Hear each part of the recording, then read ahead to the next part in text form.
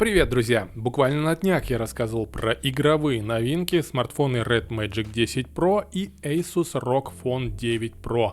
А сегодня компания Nubia нас порадовала и выкатила на презентации свой новый флагман на Snapdragon 8 Elite Nubia Z70 Ultra. Из особенностей смартфона стоит выделить ультратонкие рамки, о которых стало известно за месяц до презентации девайса, и крутые характеристики. Давайте рассмотрим новинку ближе. Подписывайтесь на канал. Поехали!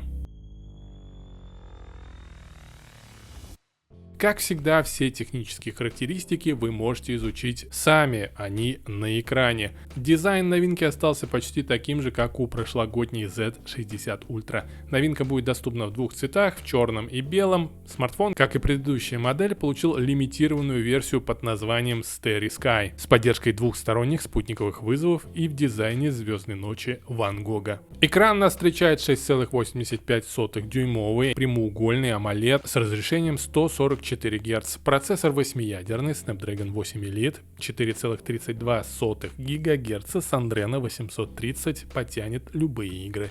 Память 12, 16 или 24 гигабайт оперативной, плюс 256, 512 или терабайт постоянной UFS 4.0 памяти. Камера на 50 мегапикселей от Sony IMX 906 с апертурой f1.6 работает в паре с 50 мегапиксельной f2.0 с шириком и 64 мегапиксельной f2.48. Фронталка на 16 мегапикселей. Аккумулятор встроен на 6150 мАч, как бы ничего себе, с быстрой зарядкой на 80 Вт. Пыль и влагозащита IP68 плюс IP69 присутствует, работает все это дело на Android 15.